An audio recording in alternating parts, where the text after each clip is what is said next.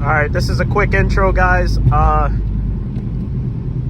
of last minute, kind of not, but we're on the way to pick up the new heart for the 8K motor today. That's Nick and Kanara right in front of me in the Dodge Ram. I'm pretty excited, so try to get some clips once we pick it up. Alright guys, picking up back where I left off in the previous clip. It's been about a week later since picking up the motor for the EK. It's kind of difficult. I'm on the front facing camera. I'm using my phone. I just got home not too long ago and I decided to make this video, but didn't feel like picking up my camera also because the lighting in the garage is not the greatest, and yes, I have the garage door open, but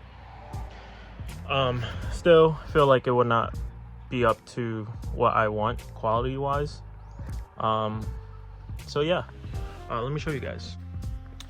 Right now we're this is a little off topic, but pretty sure my brother's Tegra head gasket went out, so we have it in the garage right now. It's a very tight fit. You can see that our garage is not really big, and you know, we have a lot of junk in here, but here's the motor over here.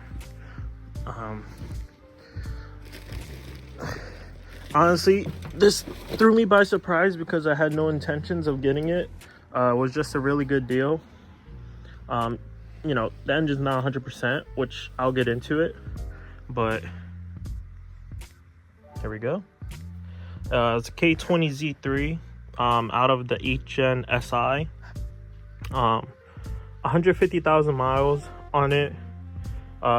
Doesn't come with the RBC manifold. The guy kept it because he ended up buying another Z3 for his 8th Gen SI. The thing that's wrong with it is the tensioner let loose, so gotta get a new chain, tensioner, and you know, some other small things here and there, but I wish I had more room to show you guys. I actually do have an engine stand over there. I just don't have the hardware to bolt the engine up to that, so as of right now it just sits on an old tire until I get the hardware for it. So I'm pretty excited about this. I had topics, some video ideas on what I wanted to do, you know, comparing the B series to the K series. So let me switch back. I was planning to make a video comparing the K and the B series, depending on what is better. Let me squeeze through the garage real quick. It's a tight fit. Debating on what's better for the new motor, or the new heart for the EK. Let me show you guys the EK. So this is where the EK has been sitting. Hopefully it doesn't pick up crazy wind. It's kind of windy out. So this is where the EK has been sitting for the past couple months. I think it's now been sitting for possibly 3 months now. So what happened? Yeah, I know about that. I plan to fix that. But basically what happened is my brother drove it. It was already misfiring, but you know, it's still able to drive. But had an air to fuel ratio problem, and hold up, the gust of wind started picking up and the car started driving by. But basically the EK had air to fuel ratio problems. I couldn't figure it out. I changed the fuel filter, the air intake, idle air control valve, MAF or MAP sensor, TPS sensor, took off the throttle body, cleaned the throttle body, which is controversial because some people say you should never do that. I just did it anyway because sometimes it helps, sometimes it doesn't. It didn't. But what else did I do? New spark plugs, new dizzy wires. There's probably a shit ton more I'm missing. So basically it all came down to it's fuel pump too. Changed that too. I don't know if I said that already, but basically it comes down to there's a a vacuum leak somewhere, and vacuum leaks are not fun to deal with. So it's kind of been, after I dumped all that fucking all those parts in there and all that money into it, still had problems. Actually, it's a lot worse now. It doesn't even want to hold idle. Before, it would be surging and stuff, and I kept all the old parts and did piece by piece by piece. It's I think the TPS sensor and the idle air control valve sensor is the same thing, the same exact plug. So I was switching them back and forth, making sure I didn't end up mixing them up, but ends up doing nothing anyways. So there's a lot going on there. So that's a little backstory of what's been going on with the EK. But let me dive into the the K series. So the K series, as I stated, it has 150,000 miles. The tensioner let loose. If you're curious on how much I paid for it, I paid $450. The guy originally wanted $600, but I was able to manage to get him down 150. Shout out to my co-workers for coming along with me, and my girlfriend who helped paid for half the motor. I'm very appreciative of that. And yeah, so out of an HNSI, paid $450 for it. That's the only basic knowledge I really have of the car. He says the compression's good. We took the coil packs out and looked inside of where the spark plugs sit, and it looks very clean. I still have yet to take off the valve cover myself, just because I haven't put it on the engine stand, and I don't want anything just to kind of fall out, or just feel like it would be easier to work with an engine stand compared to just working on a used tire. So now you're probably wondering, what's next? What am I going to do with the K series? Am I going to Frankenstein swap it? Am I going to boost it, supercharge it, or keep it all motor? The answer is I don't know. This is not a build I want to rush. A little backstory again about the EK. It was my brother's first car he bought himself. So I think it was about a year or two ago. I was finishing, excuse me, no, it was last year.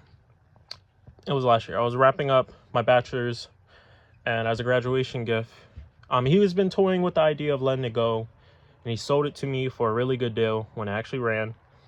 And he said the only condition is if I were to just keep the car. So I said, fair enough.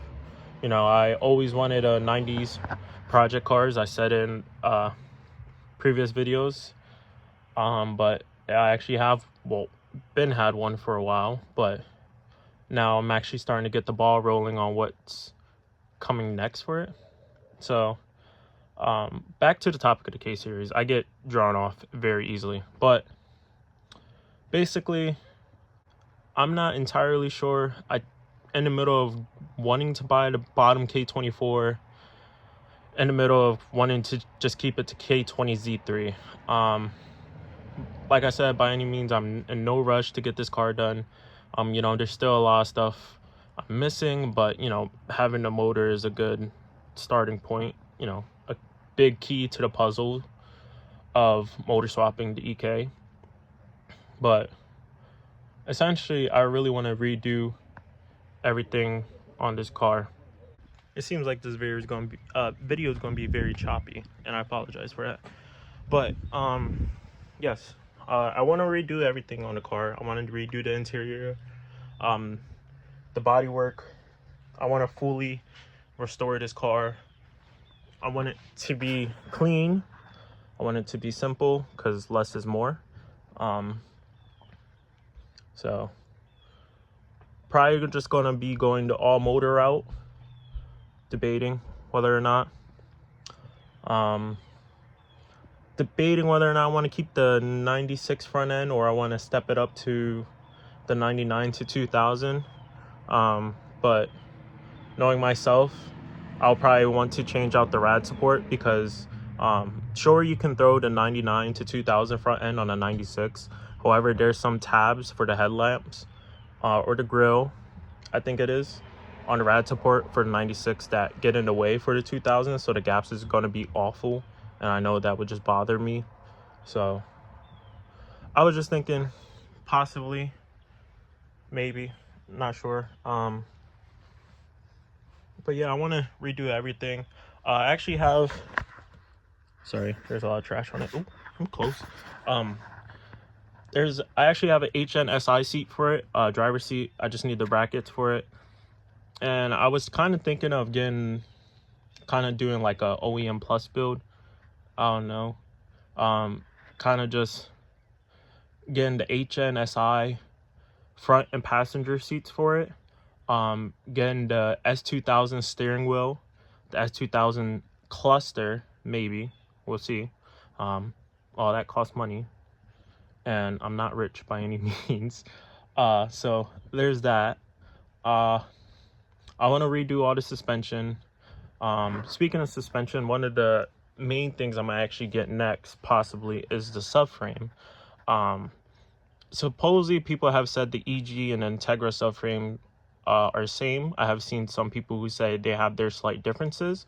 So that I just have to do a little more research on before diving into it. But I know once I got it, I'm gonna try to redo everything.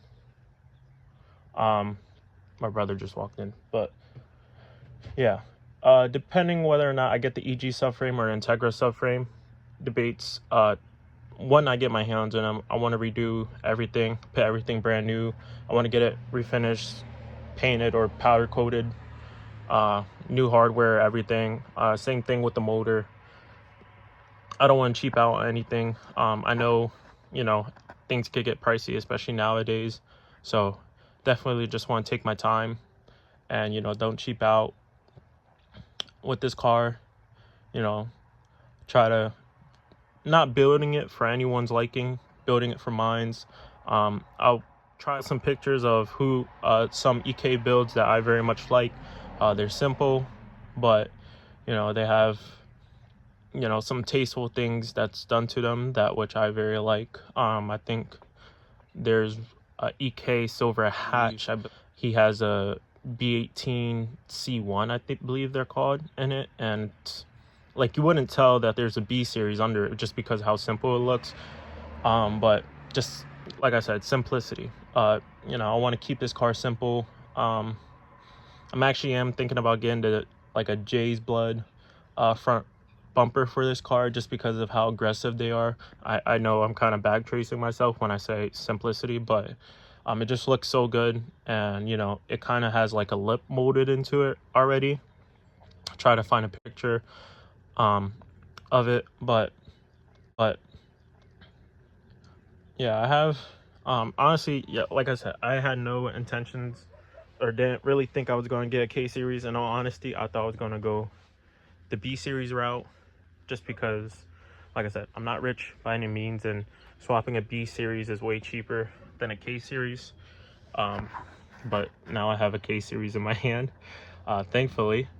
So I'm excited for this. I know this video wasn't very entertaining because I'm just, I just showed you guys the motor for like 2 seconds, and then, I'm over here talking about the plans. But, I feel like some people are interested on what, I have planned for this car, because it's kind of been on the back burner for the past couple months, and, hasn't been really getting any attention or love. And, it hurts me, kind of. No, not actually, but it does hurt me to just see it sitting there. On the weekends, I would drive this car with no destination when it ran right, all over the back roads. It's a factory 5, not factory 5-speed, but it has a 5-speed manual swap in it, and it was just really fun to drive every weekend. So I do miss driving the car. So like I said, by no means is this car going to be done by this summer or anytime soon, as much as I would love it to be, because I miss driving it. I'm definitely going to pay attention to details, get everything right, do everything that I can to get this, you know, up to my liking and quality. And definitely don't cheap out on anything. I know it's going to cost a fortune to build it up, but it's not going to cost as much compared to, you know, swapping something else to it, or